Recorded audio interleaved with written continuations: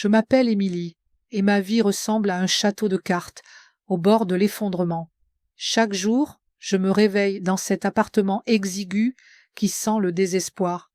Un endroit où les factures impayées planent sur mon mari, Marc, et moi comme des nuages noirs. Nous nous sommes battus bec et ongles pour garder la tête hors de l'eau, mais lorsqu'un coup terrible a finalement frappé, tout ce que nous avions construit semblait vraiment s'écrouler. C'est précisément à ce moment-là qu'un soi-disant ami est intervenu avec une bouée de sauvetage, un accord enveloppé de ténèbres qui promettait de nous sauver du gouffre. Mais le prix qu'il exigeait m'a fait froid dans le dos, menaçant de briser les fondations mêmes de mon mariage. Alors qu'ai-je fait face à un choix aussi impossible? Et l'amour peut-il vraiment survivre à une trahison née du pur désespoir?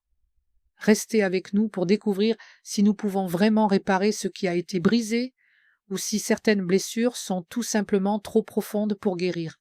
Imaginez, le léger bourdonnement d'un lampadaire vacillant devant ma fenêtre projette des ombres irrégulières sur une pièce qui ressemble plus à une cage qu'à une maison. Je m'appelle Émilie, j'ai 45 ans et je me regarde dans un miroir fissuré qui a connu des jours meilleurs, tout comme moi. Mon reflet représente une femme de taille moyenne, aux cheveux bruns mi-longs, méchés de gris qui s'accrochent aux dernières mèches de couleur. Mes yeux noisettes, fatigués et si lourds, portent tout le poids des années, à survivre, à espérer plus, à voir mes rêves me filer entre les doigts comme du sable. Je ne suis plus la femme que j'étais, mais qui l'est vraiment. Je partage cet appartement, exigu et encombré, avec mon mari, Marc. Il a 48 ans, un homme, au cœur d'or, enfoui sous des couches de pure fatigue. Sa barbe hirsute encadre un visage qui a oublié comment sourire, et son attitude calme cache la tempête d'inquiétude qui le tourmente. La vie a été impitoyable avec nous, nous usant jusqu'à l'os. Notre maison, si on peut dire, se trouve dans un quartier populaire où l'air sent toujours l'asphalte et le désespoir. Les factures s'empilent sur le plan de travail de la cuisine comme un jeu de Jenga cruel, menaçant constamment de détruire tout ce pour quoi nous nous sommes battus. Le réfrigérateur est souvent à moitié vide, rappel silencieux de la proximité dangereuse du gouffre. Derek, le meilleur ami de Marc, a toujours été une constante dans nos vies. À 46 ans, il a un charisme qui imprègne chaque pièce où il entre. Une assurance qui se fait remarquer, qu'on le veuille ou non. Avec ses cheveux noirs et ses yeux bleus perçants, on dirait qu'il peut lire au plus profond de soi. Je n'oublierai jamais le jour où tout a commencé à s'effondrer encore plus. Marc est entré en traînant les pieds, les épaules affaissées, comme s'il portait le poids du monde entier. Sa voix s'est brisée lorsqu'il m'a regardé droit dans les yeux, à peine capable de prononcer les mots. Il avait été licencié. Du jour au lendemain, le dernier fil de stabilité qui nous restait s'est effondré. Il s'est assis à la table de la cuisine, la tête entre les mains, marmonnant qu'il faudrait réduire encore plus les dépenses, comme s'il restait encore quelque chose à réduire. Les mois qui ont suivi ont été un véritable désespoir. Nous avons vendu le peu que nous pouvions de vieux meubles qui nous accompagnaient depuis des jours meilleurs, des tables et des chaises éraflées qui nous rapportaient à peine de quoi faire les courses pour une semaine. Il y avait des soirs où nous sautions des repas, faisant semblant de ne pas avoir faim, juste pour économiser quelques dollars. J'acceptais des petits boulots, faisant le ménage pour des gens qui me regardaient avec tant de pitié. Leur maison impeccable contrastait donc fortement avec le chaos de la mienne. Chaque centime allait directement au loyer, mais ce n'était jamais suffisant. Je me souviens d'une nuit tardive où la tension était à son comble. Marc allait attraper un billet sur le comptoir, un de ces billets tamponnés en rouge qui criait l'urgence, et il l'a jeté à travers la pièce dans un accès de rage pure.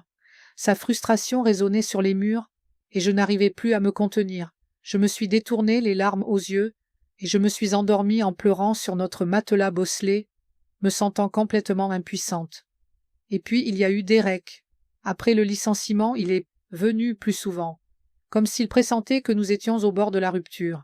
Il passait avec un sac de courses sous le bras ou proposait de réparer un robinet qui fuyait dans notre appartement délabré sans jamais demander un centime. Je ressens encore tout le poids de ce moment, assis à notre table de cuisine branlante, la faible lumière vacillant au-dessus de nous, projetant des ombres étranges sur le visage de Derek. Il était assis en face de moi et de Marc, d'une posture détendue, presque trop décontractée pour la tension ambiante. Sa voix était douce, presque hypnotique, tandis qu'il se penchait en avant, les coudes sur la table, et faisait son offre. Il disait qu'il pouvait effacer nos 1000 $ de dette, entièrement effacés, sans aucune condition. Je me souviens de la façon dont mon cœur a bondi pendant une fraction de seconde, une petite lueur d'espoir dans l'obscurité. Puis il s'est arrêté, sa voix s'est abaissée, comme s'il nous confiait un secret qui nous était réservé. Il a dit qu'il voulait quelque chose en retour, quelque chose qui rendrait cet accord complet. Je n'oublierai jamais la façon dont il a tourné son regard vers moi et non vers Marc. Ses yeux bleus perçants se sont posés sur les miens avec une intensité qui m'a donné la chair de poule. Ces mots m'ont frappé comme un coup de poing dans le ventre. Il voulait un moment de complicité avec moi, juste une fois, en guise de paiement. Mon estomac s'est retourné, une vague de nausée écœurante m'a submergé, tandis que je comprenais le sens profond de ses paroles. Le silence qui a suivi a été absolument assourdissant. J'ai jeté un coup d'œil à Marc, voyant son visage se vider de toute couleur, ses poings serrés sur la table, ses jointures blanchissant. Mon cœur battait si fort que j'ai cru qu'il allait éclater, mon esprit tourbillonnant de dégoût et d'incrédulité. Comment avait-il pu suggérer une chose pareille? Comment avait-il pu rester assis là, si calme, comme s'il demandait une tasse de café au lieu de quelque chose d'aussi intime? Derek n'a même pas bronché. Il s'est adossé à sa chaise, l'air complètement indéchiffrable, et il a commencé à justifier ses propos. Il a appelé cela une simple transaction commerciale, rien de plus, rien de personnel. Sa voix était froide, détachée, comme s'il promettait que tout resterait entre nous, un secret que personne d'autre ne connaîtrait jamais. Mais chaque mot me semblait comme une lame qui entaillait encore plus la fragile confiance que nous avions bâtie au fil des années. J'avais envie de crier, de le mettre dehors, de lui dire de prendre son argent et de ne jamais revenir. Mais la dure réalité de notre situation planait sur moi comme un nuage d'orage. Les factures ne cessaient de s'accumuler. Le silence qui suivit le départ de Derek fut absolument suffocant, comme si l'air lui-même s'était transformé en plomb dans notre minuscule appartement. Je restais là, complètement figé, le cœur battant encore sous le poids de ce qui venait de se passer. Marc refusait même de me regarder. Il fixait le mur d'un regard vide, le regard vitreux, comme s'il voyait quelque chose de bien plus loin que la peinture écaillée et le plâtre craquelé.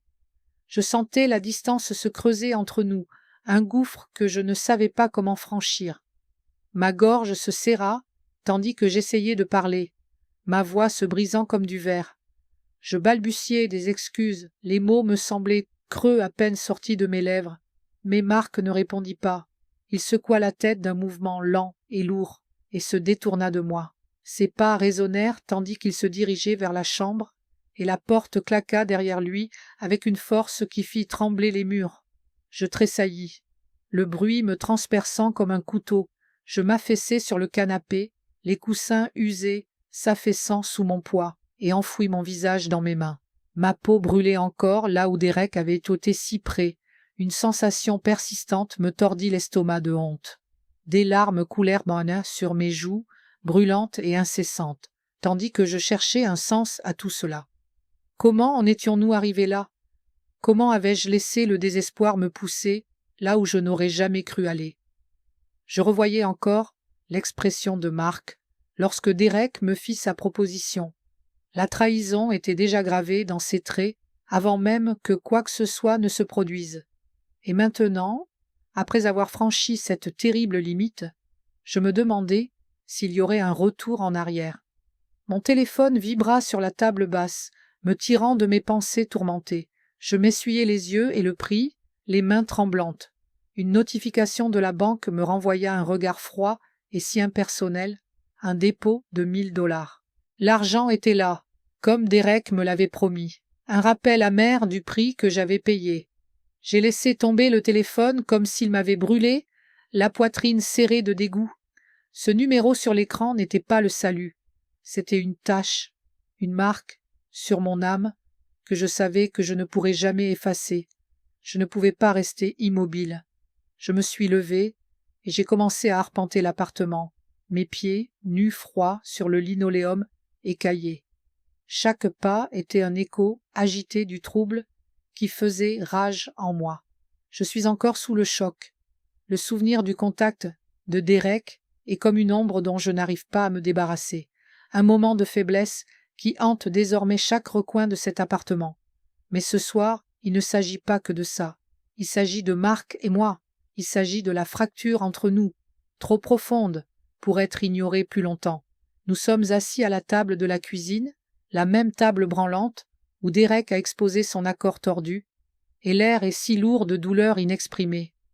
J'ai du mal à croiser le regard de Marc, mais quand je le fais enfin, je vois quelque chose de brut, de brisé, qui reflète mes propres morceaux brisés. Il parle le premier, d'une voix basse et saccadée, comme si chaque mot était une véritable lutte. Il me dit qu'il se sent trahi, pas seulement par moi, mais par Derek, l'homme qu'il appelle son frère depuis qu'ils sont enfants. Ces mots me blessent profondément lorsqu'il m'avoue avoir accepté cet arrangement par pur désespoir. Un ultime effort pour nous maintenir à flot alors que le monde se refermait sur nous. Mais maintenant, dit-il, il ne peut même pas me regarder sans revivre ce moment, sans imaginer ce que j'ai laissé se produire au nom de la survie. Sa voix tremble tandis qu'il décrit le dégoût qui le tourmente, la façon dont il souille chaque souvenir que nous avons construit ensemble. Je reste assise là, figée, chaque syllabe, comme un poids qui s'accumule sur ma poitrine, m'écrasant sous la réalité de ce que je nous ai fait. J'essaie de répondre, la voix brisée, implorant son pardon. Je lui dis que je l'ai fait pour nous, pour notre avenir, pour garder un toit au-dessus de nos têtes alors que nous n'avions absolument plus rien à donner. Mais même en le disant, les mots me semblent creux, comme une excuse facile qui ne peut masquer la laideur de mon choix. Je me raccroche à n'importe quoi, cherchant désespérément à ce qu'il voie mes intentions, pas seulement mes actes, mais je vois bien qu'il ne m'entend pas vraiment. Pas vraiment. Son visage se durcit et soudain, il frappe la table du poing, le bruit explosant dans le silence comme un coup de feu. Il hurle qu'il aurait dû s'arrêter, qu'il m'a trahi en tant que mari. Après cette vive confrontation à la table de la cuisine, Marc se leva brusquement, la chaise raclant le sol avec un grincement strident. Il ne dit plus un mot, il attrapa simplement sa veste et sortit, me laissant dans un silence si pesant qu'il semblait pouvoir m'écraser. Je suis restée immobile pendant ce qui m'a semblé des heures, assise près de la fenêtre, à contempler la rue déserte, en contrebas. Le vacillement des lampadaires projetaient de longues ombres solitaires, et je ne pouvais m'empêcher de repenser à chaque décision qui nous avait conduits à ce point de rupture. Chaque choix, chaque compromis, chaque instant où le désespoir m'avait entraîné sur un chemin que je ne voulais pas emprunter. J'ai repensé à cette rencontre fugace avec Derek, comme j'avais échangé une partie de moi-même contre un numéro sur un relevé bancaire. La dette était peut-être payée, mais assise là, me sentant vide et sans vie, j'ai dû affronter l'amère vérité.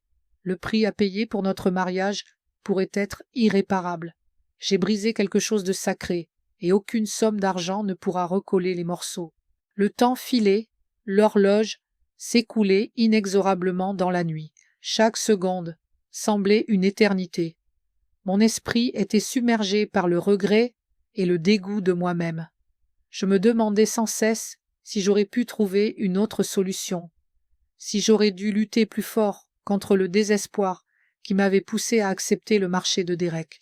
Je murmurais dans le noir, admettant avoir blessé Marc d'une manière bien plus profonde que n'importe quelle difficulté financière. Le poids de mes actes pesait sur moi, un fardeau dont je ne pouvais me débarrasser, tandis que je me demandais si l'amour pourrait survivre à une cicatrice aussi profonde. Il était bien plus de minuit lorsque j'entendis la porte s'ouvrir à nouveau. Marc rentra, sa silhouette encadrée par la faible lumière du couloir. Ses yeux étaient chutés rouges, gonflés par les larmes ou l'épuisement, peut-être les deux. Et sa voix était rauque, à vif par l'émotion. Il disait qu'il ne savait pas si nous pourrions un jour surmonter cela, si l'ombre de ce qui s'était passé persisterait toujours entre nous. Mais ensuite, dans un murmure qui m'est à peine parvenu, il a ajouté qu'il était prêt à essayer parce que, malgré tout, il m'aimait toujours. Ces mots m'ont frappé comme une bouée de sauvetage, fragile et effilochée.